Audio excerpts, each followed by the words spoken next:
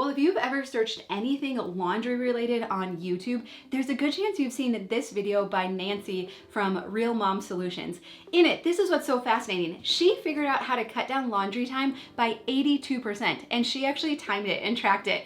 And as I was watching it, I was like, that has completely been my experience as well. I've just never taken the time to actually track it, right? So today, let's talk about how can you cut your laundry time down massively. Well, hi, I'm Dawn from The Minimal Mom. If we haven't met before, I'm married to Tom and we have 4 kids ages 8 through 13, soon to be 9 through 14. Oh man, it goes so fast. And so we have 6 members of our family, so a fair amount of laundry. And this is an area that I have radically streamlined and simplified, and it has made all the difference. So first, I wanna take you through, travel with laundry as it goes through our house and our complete system. And then, like I said, I have a lot of good tips and hacks so that you can create a laundry system that fits for your family, your season of life, and your unique space as well. But let's get started with I'll show you exactly how laundry moves its way through our house. Okay, so step number 1, when I was still in charge of the laundry, I tied the habit of laundry to making dinner. So when I was in the kitchen getting dinner started, I would also come and start a load of laundry. And so that helped me. I wasn't ever good about doing it first thing in the morning, but the nice thing is making dinner, cleaning up dinner was about the same time as a load of laundry took. And so then I knew once dinner was done, then I would come and switch it out. But here's the nice thing. When I would come in, I'm making dinner, all of the laundry is already in here. We don't have hampers around the house or laundry baskets to collect dirty laundry. When somebody showers or changes, they're in charge of bringing their dirty clothes directly to the laundry room. Now, again, this is specific to us in our setup because we have a main floor laundry room. We'll talk about some changes you might want to make if you don't have that same convenience. So all of the laundry is in here, and I had fully completed the last load I did, so the washer was empty. So literally, this only takes a second to come from the kitchen, grab a basket. And so what I love about these baskets from Target is that it's about a load of laundry. I could just dump it in, but usually I make a quick pass through just to make sure everything's turned right side out. There's no stains that I want to treat, but it's still fast because it's just me standing at the washer, putting stuff in, making sure everything like that. Empty. And then we have detergent right here. I put a scoop of detergent in. And then if I'm gonna do any laundry booster, then I would put that in, start it, and I am done. So I can get a load of laundry going really quickly. Okay, so then dinner's done, I come back, time to switch things over. And then again, I've fully processed the load from the night before that was in the dryer. So I can literally just take stuff from the washer, now that it's wet, and throw it into the dryer and get that going. If there's anything that needs to be hung up, then I can put it on the drying rack and get that going. So that only took a minute too. So very quick because the laundry's already in here and the washer and dryer are empty. Isn't that wonderful? Now it's time, the kids are brushing their teeth, getting ready for bed. And so now I'm gonna process this load of laundry. So I'm gonna pull everything out. And then I just do a quick sort right here. I sort out linens and towels, each of the kids' clothes. Towels and linens, I will just fold up really quickly. The kids' clothes, if they're in the vicinity, I'll have them come and grab them and put them away. Otherwise, I can literally scoop everything up and then go bring it to the appropriate bedrooms as everyone's getting ready for bed. Laundry is completely done for the day. And I know I get pushback on every step of this system, and that's totally fine. I'm fine with that, especially the dealing with a load as it comes out of the dryer. But there is something about fully completing a task that feels so good. We often don't do that in our home, right? We just think well, laundry is just ongoing. It is what it is, but you can fully complete it. And to be able to walk into the laundry room when I need to do a load of laundry, the washing machine's empty, the dryer is empty, that's magical. That never happened in my house in the past. It has been so good and so helpful. And so when you're just dealing with one load coming out, it actually isn't that much at all. So I would encourage you to try it before you say that it doesn't work. Just try it. Just try it for a week and just see if it might work for you too. And when I have timed it, it takes maybe 2 minutes to process the laundry coming out. And then again, every person is responsible for putting their clothes away in their bedroom. So if they're not down and around, I'll go take it to the rooms, put it on each of their beds, and then they put it away. but it really took, what, 5 minutes for a load of laundry? And so we do a load of laundry every single day. You'll hear the saying like, a load a day keeps the laundry monster away, a load a day keeps the piles away, and we have been doing this for many, many years, and it works so well. But again, if you have to go to a laundromat or your laundry room isn't quite as conveniently located, then I do understand that you might want to make some adjustments in your house. Okay, so that's how laundry moves through our house, but let's talk about a few nuances that may or may not work in your house. So like I said, we don't have any hampers because otherwise I would have to go collect hampers or have someone else do it to be able to do laundry. I really like that all of the dirty laundry in our house is right here. So when I come to do a load of laundry quick, or now it's Maggie, our 12-year-old, it's all here. And so that really cuts down on the amount of time we're spending on laundry. Now, Shannon Torrens did a great video where she tried out my system, but their laundry's in their garage, so that's not quite so convenient. So I'll link to her video, but what she did was had a central hamper. So just one hamper for everyone in their house. So kind of along the same lines, she only had to get that one hamper before heading out to the garage to do the laundry. We also have these bins in here, and so we have 4 of them. The top 2 are just for commingled stuff. We wash everything together on cold, but then we also have a bin for blacks or dark stuff that we don't want washed with like bath towels, and then also for whites, because I will bleach Tom's whites or wash them in hot water from time to time. So not everyone would have room for this. What I like about these size baskets compared to like a full laundry basket is it's one load of laundry. And so you can very easily tell when the baskets are getting full how much laundry needs to be done. I also like that it's up off the floor and they're not deep hampers that you have to dig to the bottom of. Isn't that the worst? Whenever we had traditional, tall, skinny kind of hampers, there was always stuff that lived at the bottom that I didn't want to deal with. Either it was something that was hand wash only or it needed to be washed on its own or something like that.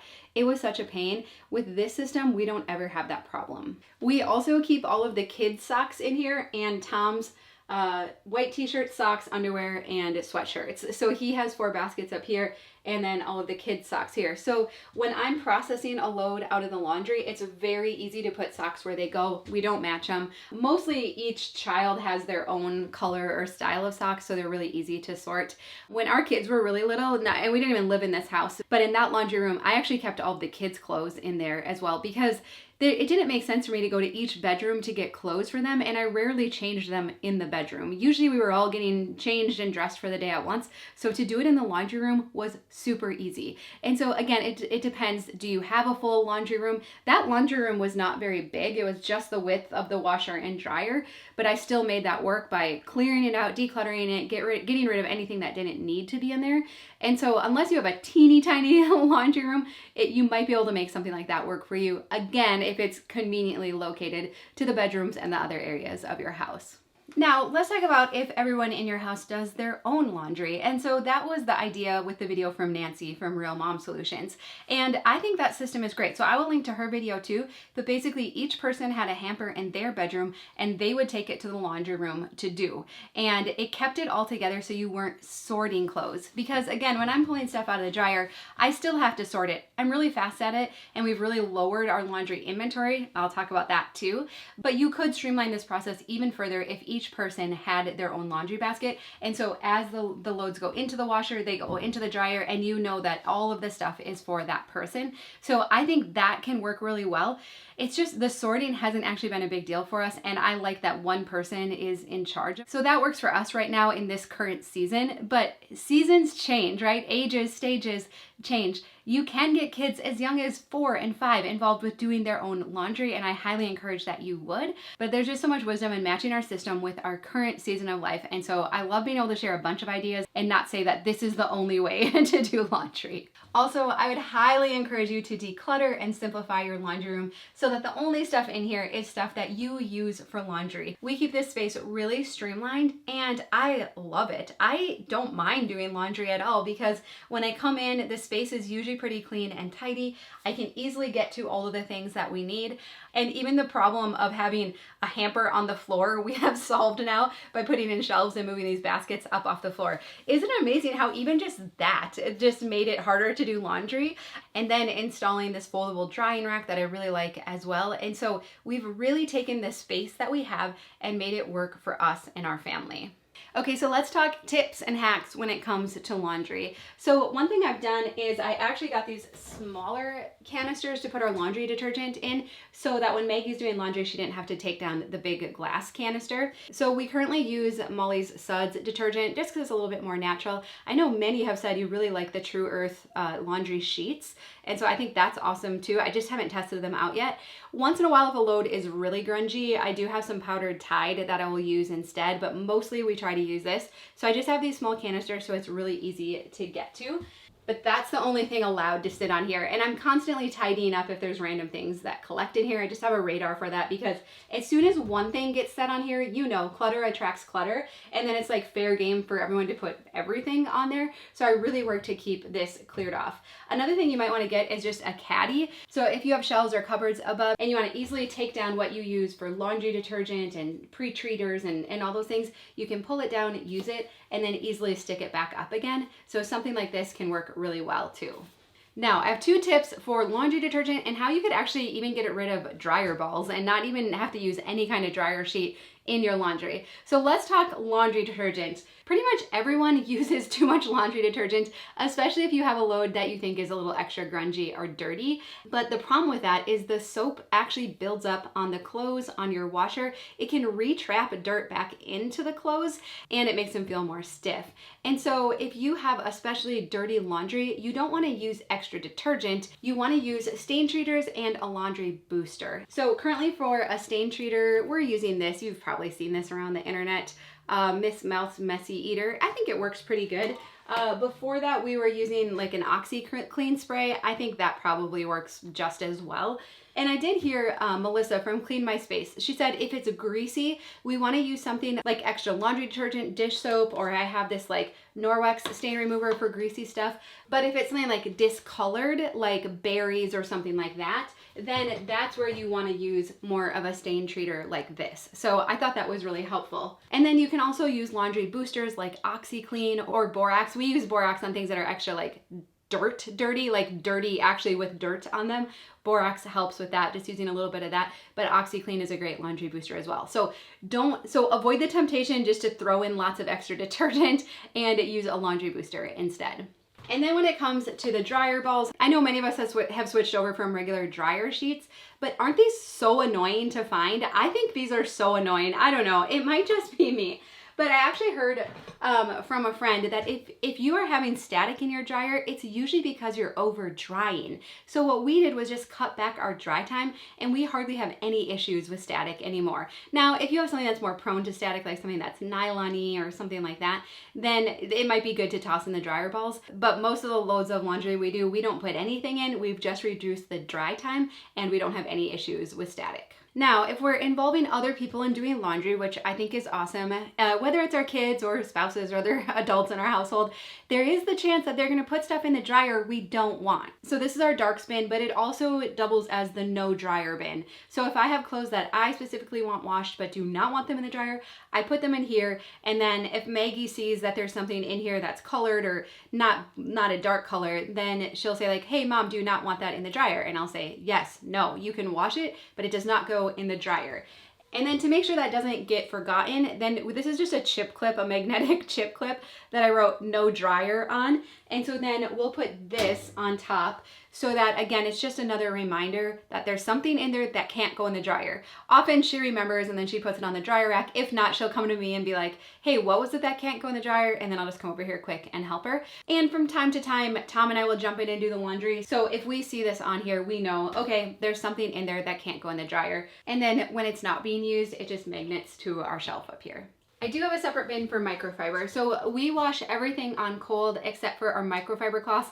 I literally just washed these this morning, so it's empty. But we have like Norwex face cloths that we don't want to wash with everything else and like some of the cleaning cloths. So as we use them, they just get put in here so I can run a separate load of these on hot and with nothing else, because you don't want like linty stuff being washed with them. You want to wash them separately. And then I usually dry them on the hottest setting too. Otherwise, normally we dry on a lower setting. So I do have a separate little basket for that. And then I've also showed laundry stripping before. So if you have towels and linens that are especially dirty and you just feel like they need some extra treatment, then I'll share the recipe for laundry stripping down below. But the one I follow uses powdered Tide, borax, and OxyClean. And you fill up your bathtub with some hot water. If you have a washing machine that you can like actually soak stuff in and it'll keep water in it, ours doesn't. It drains after a little bit, even though it's a top load. But that is a great way to get lots of extra dirt and grime out of your linens. But you don't want to do it too often. I've heard that it is kind of hard on your linen, so you don't want to do it all the time. But once or twice a year, I think is really helpful. And then to keep our washing machine fresh, we use these Swirls Girls. They're supposed to be eco-friendly. You use 2 tablets once a month, so this box lasts for a year. So whether you have a front load or a top load, I can always tell if laundry sits in it for even a short amount of time and it feels like it's starting to get a smell. Usually to me, that's a sign that the washing machine needs to be cleaned. So then I'll run these through. Also, I don't know, I would love to know if you really like front load washing machines or if you like a top load. We had front load and we went back to top load now, and I don't think I would ever go back. But when we did have a front load, I would always, with the washing machine, when I was loading it, I would take like a dirty sock or something like that and I would wipe out the gasket almost every time I put in a load, just to get extra moisture and the gross stuff that grows in there and gets in there. And so I feel like that really helps to keep our washing machine from getting smelly. So keeping the gasket dry and clean. And then also I've heard too, with your front load, keeping the door cracked when you're not using it. And then another hack I love is in each closet to have a donation bin, and for kids to have an outgrown bin. Because isn't it the worst when they've outgrown something that they don't like it and then they just put it in the dirty laundry? Like, why do you do that? And then I wash it and put it back in and then they do it again. And they're like, oh, I wanted that donated. And I'm like, how would I have known that, right? So having those 2 bins in closets can be super helpful. But let's talk about lowering your overall laundry inventory. This is very counterintuitive, like so counterintuitive. But what has really helped us to not have random piles of laundry around the random laundry baskets with who knows what, clean clothes, dirty clothes, whatever kind of clothes in them around our house is significantly reducing everyone's clothing and our linens. So in our house, most of us would have between 5 and 10 shirts for kind of everyday wear, 3 to 5 pairs of pants, and then towels. We have 1 bath towel for each person. We have 1 washcloth for each person. My kitchen linens I keep pared down. Even if all of the laundry in our house is dirty, we still don't have mountains and mountains of laundry. It's physically impossible. And so this makes it so we have to stay on top of the laundry. Have there been a few times where it's like, oh, someone doesn't have a towel for a shower or a pair of underwear? Yes, but that's what forces us to stay up on it and to stay diligent with this process. So I would rather have an inconvenience every 3 to 6 months. It's not even very frequent anymore. I would rather have that inconvenience once in a while and not have laundry all over our house. I mean, think about it. Think of all the places it accumulates in bathrooms, in bedrooms, in living rooms, in laundry rooms. It used to be everywhere in our house and it was so overwhelming. So as you continue to declutter your home to reduce the inventory, really take a look at how much clothing and linens you actually need, continue to pare it down, and I feel like that is also gonna significantly improve your laundry system. All right, I want to make sure I got through all of the tips because there were so many good ideas. I was looking at all the comments and all of these laundry videos.